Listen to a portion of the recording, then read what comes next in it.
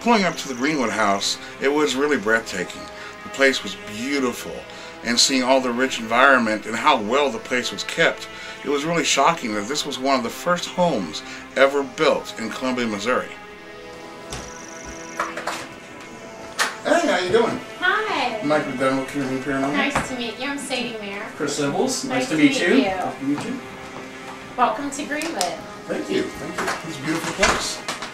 Can you give us a tour of the place and let us know what you got going on? Absolutely, yeah. All right, great. This is the kitchen. Okay. This is a part of the house that was built in 1829. 1829. Yeah, Excellent. so the back part of the house is probably older than the front part by about 10 years. Okay, okay. So this is the kitchen area, big fireplace. Beautiful. Porch, some porch out here. Is this original also? This was probably built in 1930s, this part, the porch. Okay. I am Sadie Mayer, and this is Greenwood. I live here in Columbia at 3205 Mexico Gravel Road. And the house is really old, and it was built in 1829, the back part, and the front part of the house in 1839 by the Lenore family who came here from North Carolina to settle in Missouri.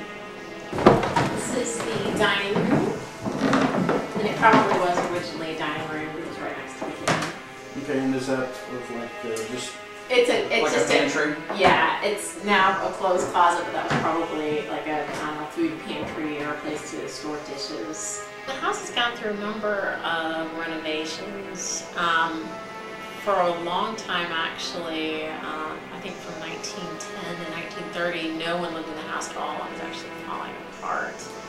And then the Fuqua family, or Fuqua, I think, bought the house, and they did a number of renovations. I think they added this porch here, and they put in 2 bathrooms, and made the house livable again.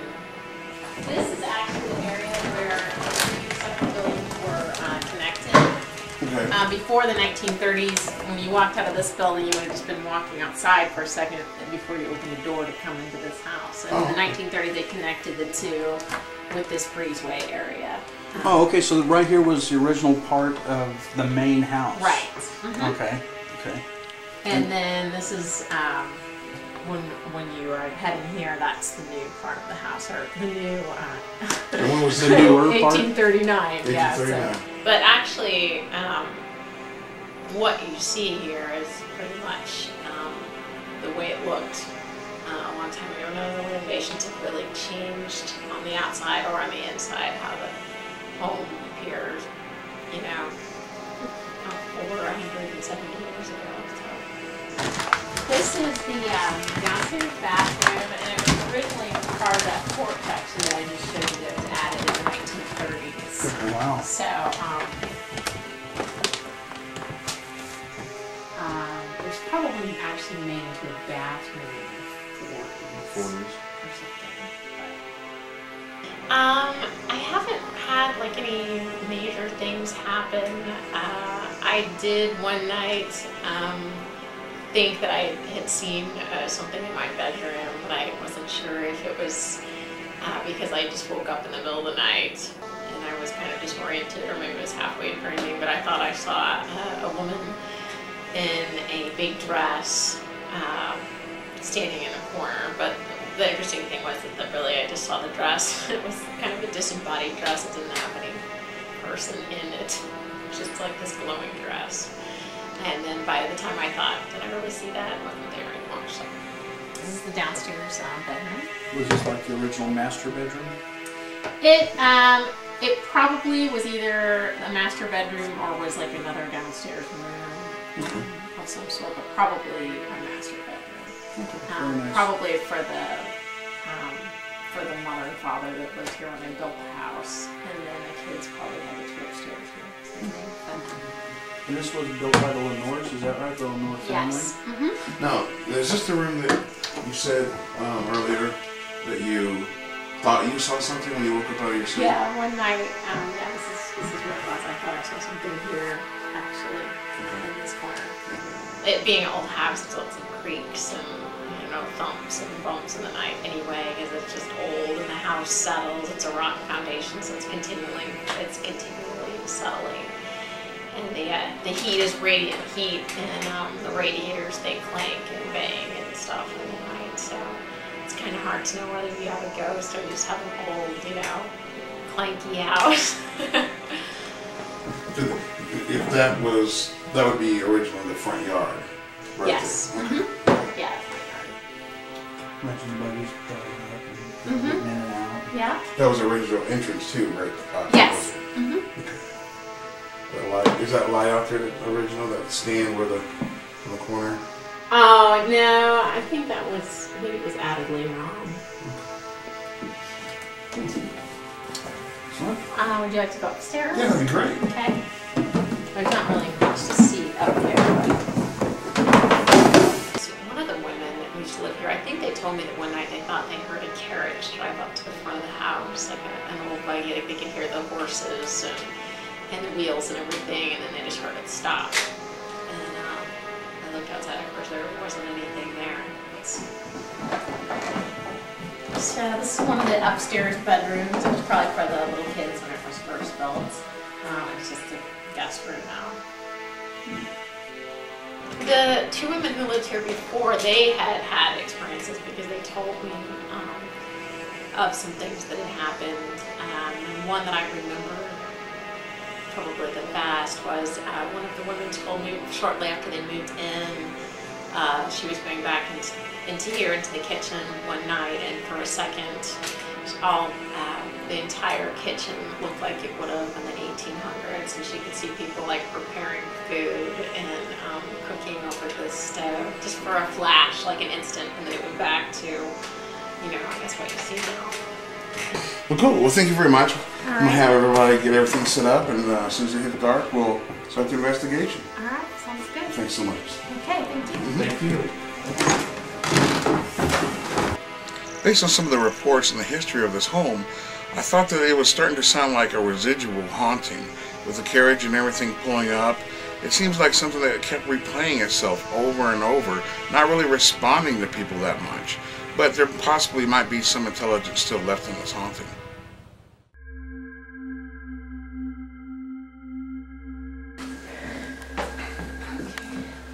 This is Mike, Carrie, and Shelley upstairs at the Greenwood house.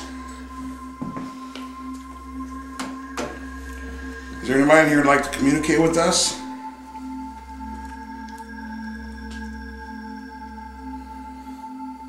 Can you tell us your name?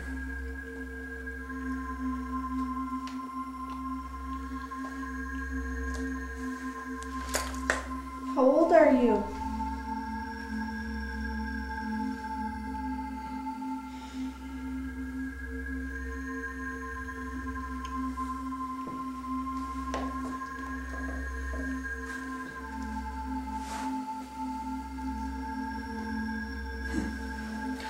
Got a steady 3. 71. Are we gonna sit down like they did, or Stronger here. in the base? Stronger here. Still 71, like. 3.5 here. 2.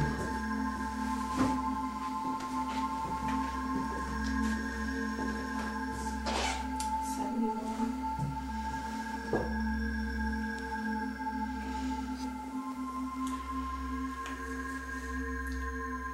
Are you bound to this house for some reason?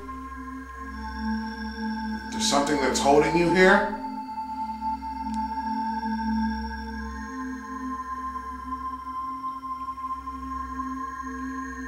Can you give us a sign of your presence by making a noise, tapping on something, or moving something?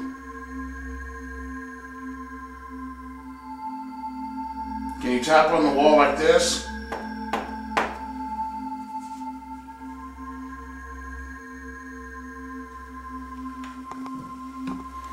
Can you step in front of me and touch this device that I'm holding in my right hand? Can you touch it for me?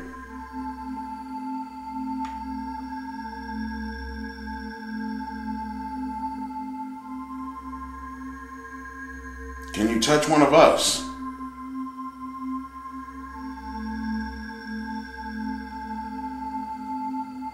Can you stand in front of me and make this go off? I want to know what's producing this steady 3. Something in here. They have to be producing that. I don't think it's paranormal. Now it's lowered to a 2. Now it's going back up to a 3. 169 right here, but that's not a clue.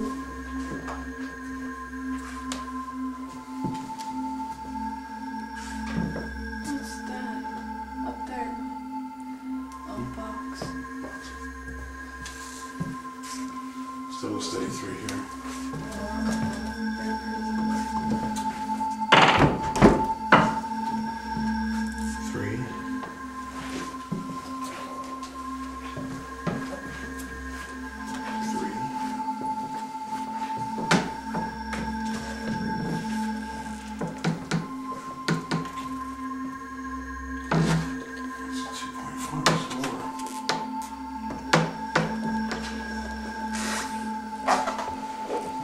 That's nice. Want to see something crazy? Look at this alarm clock. How much is it? See it right there? Yeah. 100. What? So anybody laying in this bed right here on this side, staying here all night, could feel some kind of type of Paranoia. yeah, or feeling like they're seeing anything. It spiked it all the way up to 100. Ooh, buried. Wow. Interesting. Okay. Still want to know what's producing that steady 3 up here.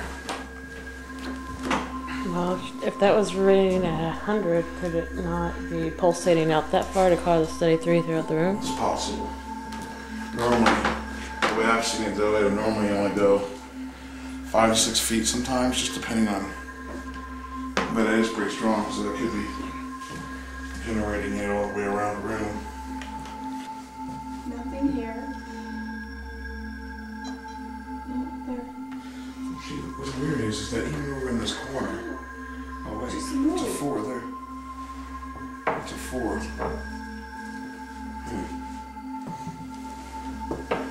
Steady 3, except for there and over there in that corner, it's 4. I'm not convinced that you're here or that you're even real. You're gonna have to prove it. Go lights out.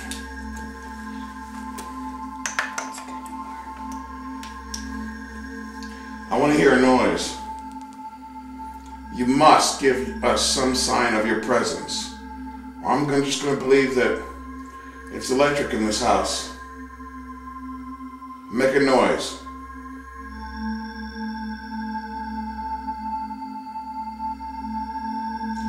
Knock on the wall loudly twice and we will leave this room.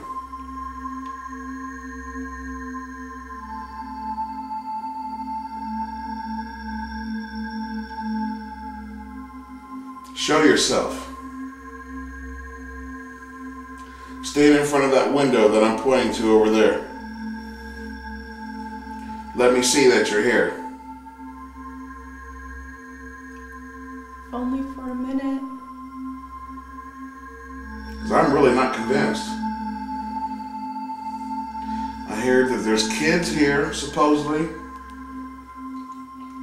And a lady in a white holding a candle. If you're here, you need to show yourself. Prove to us that you're here.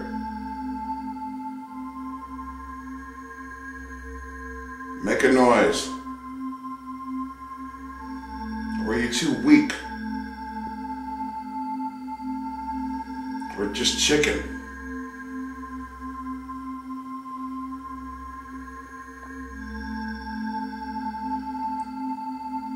Too weak to show us that you're here? Not strong enough?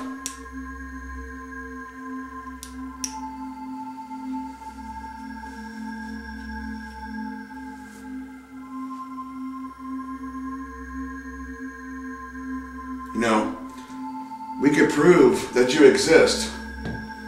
We could prove that you still roam this house. But you have to prove it to us first. You have to show us. If not, then the legend of you is nothing more than an unshielded wire or an alarm that should be shielded. Open that closet door. Show me. Show me your existence. When we were doing an investigation upstairs, I wasn't getting a lot of responses at that time. So I decided to go ahead and move on downstairs to see what we could get, because it was getting quite frustrating, not getting anything. This tip in here is 65 degrees. You can turn your light off. If you're here, instead of knocking on the wall, can you please knock on this table? Like that. Can you knock on this table to give us some sign of your presence?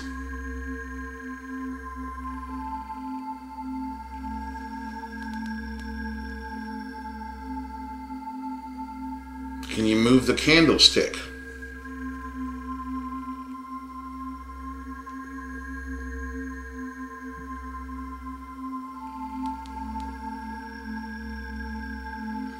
If this was your kitchen, or you ate in this kitchen or cooked in this kitchen, I need you to move that candlestick. Knock it over for me.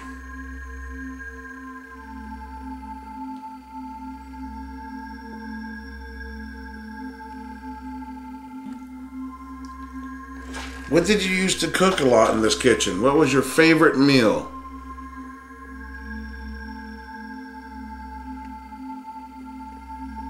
Did you have horses?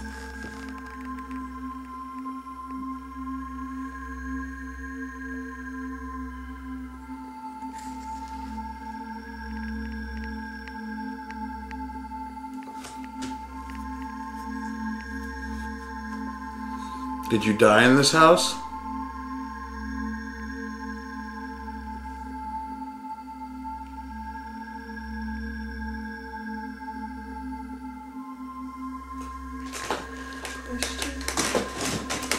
What you do for a living?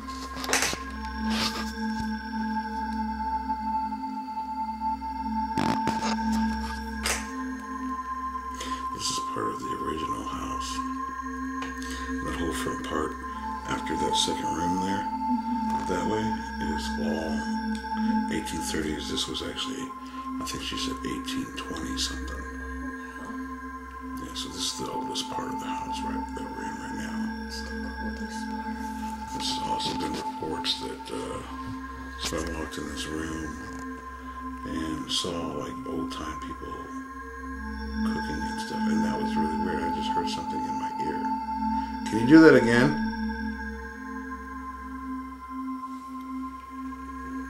I keep seeing the light things over there again.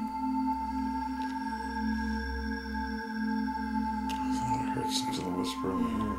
I keep seeing little flashes over here. Can you put this over there?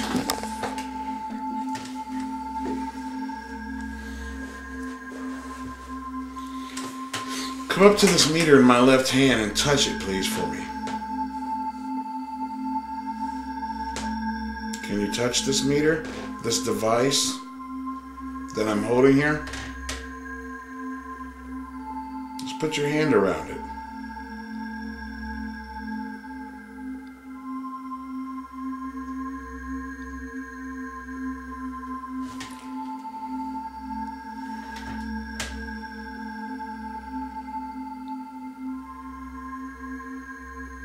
Did you ever cook? Did you hear that? What was that?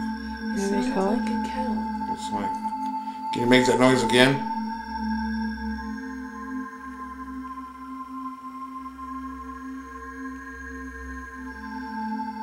Keep smelling all kinds of different stuff, but you know, that's natural. We're in a kitchen. Yeah. There's spices and all kinds of different things in here, so we're gonna, you know, we can't rely on any type of smells that we experience while we're here. And it's a wood floor, and wood floors settle. Yeah. So we'll need Well, even all the floors in this house creak. Yeah. So it's like, you know, and it's been raining outside, so it could swell up and be making all kinds of noises on its own. And that noise we just heard that almost sounded like a kettle could have been something outside, like that milk can she had out there. Yeah. Could have been. That's why, when it comes down to that, you know, we need more substantial evidence, you know, of proof of a haunting. It's going to have to move something in us to capture it on film. Or it's going to have to say something or knock on something really loud, you know. Otherwise, We can't substantiate it. nope. It's a science, that's for sure. That's what we're here for. To debunk, disprove. If there's anything else left, then it's paranormal.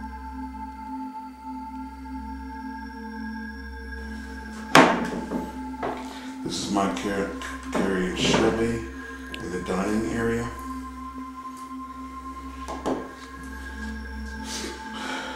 Is there anybody here that would like to communicate with us?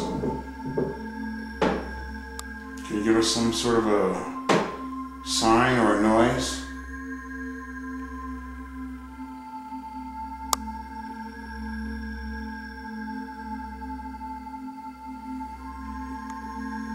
Can you make the dishes rattle a little bit?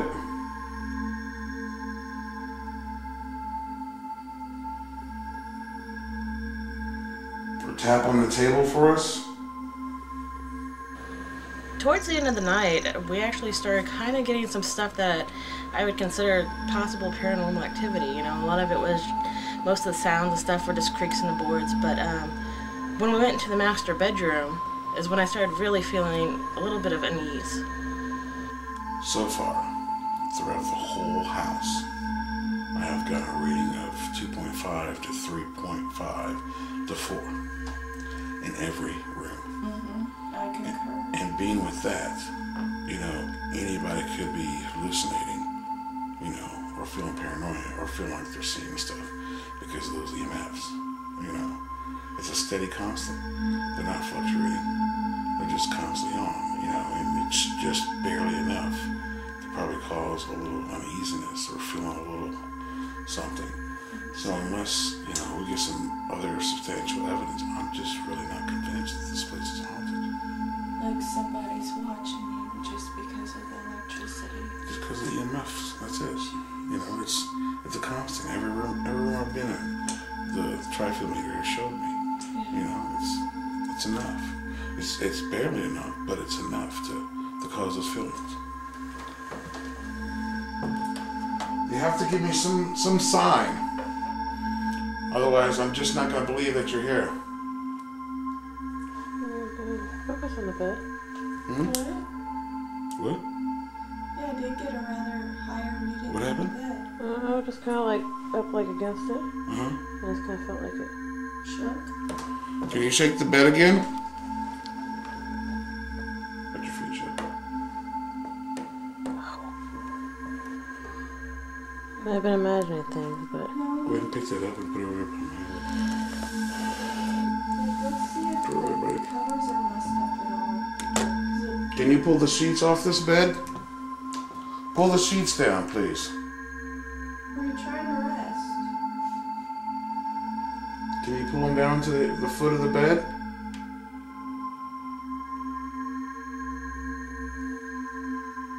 We just like that sign to know that you're here.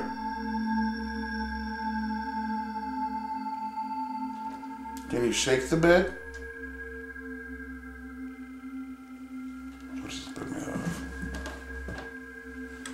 Not like really, yeah, shaky, you know. And when it does shake, Look at this. it makes noise. Listen. Well, it wasn't like that. It was more like, you know, Like something set down on it? yeah, it was like something was just kind of shaking it right there. Like, you know. But I felt it hit my hand go like that. Maybe I don't know, maybe I'm just... No, it's a solid bed. I mean, it's very solid. Can you get out of the bed? If you're laying in bed, can you please get out of the bed right now? After our investigation of the Greenwood house, I found out, I was speaking with Sadie, that she actually is the cousin of the famous IM6 case out of Illinois. And we actually spoke about that, and it's amazing how the paranormal seems to run throughout their family. So it didn't really surprise me much after our conversation that there's a lot of paranormal stuff going on here. As for evidence that we have gathered from the Greenwood estates, we have some EVPs that we want you guys to listen to. This first one, we call it an EVP of it seems like it says 6'4". Now when we talked to Sadie, she said that she had a relative or somebody that she knew that died that was actually 6'4". So this really had some significance to her in this home. So you guys check this one out. Can you give us a positive sign that you're here with us?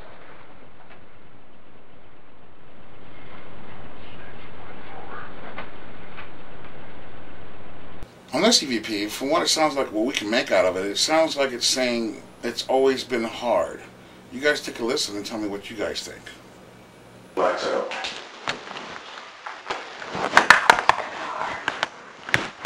We caught this EVP in the children's room. So we were trying to communicate, getting to play a game with us. One of my investigators asked if we'd like to play a game, and this is the response that we got. Can you play a game with us? During our investigation in the kitchen, I was asking if someone there could actually tell me what their name was, and we got a response back of something seemed like it was repeating what I was saying. So check this out. Can you tell us your name?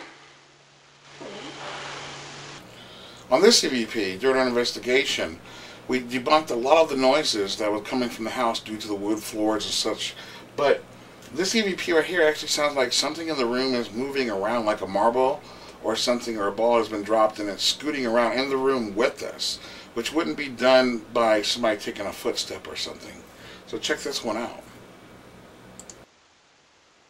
You can even borrow the energy from my flashlight to do so, if you need it. Alright, during this EVP, I'm asking something to stand by the window so hopefully we can see it or catch an apparition. And I got a pretty spiteful response back, so check this one out. Stand in front of that window that I'm pointing to over there. Let me see that you're here. My conclusion of the Greenwood investigation was pretty impressive. While we were in there, we were able to debunk a lot of stuff. But being that we actually got a lot of EVP evidence, and it seems to be responding to us quite well, I would definitely say that there's a lot of paranormal activity going on in that home. And being that the paranormal activity seems to go out through Sadie's family life, I agree that this place could possibly be haunted.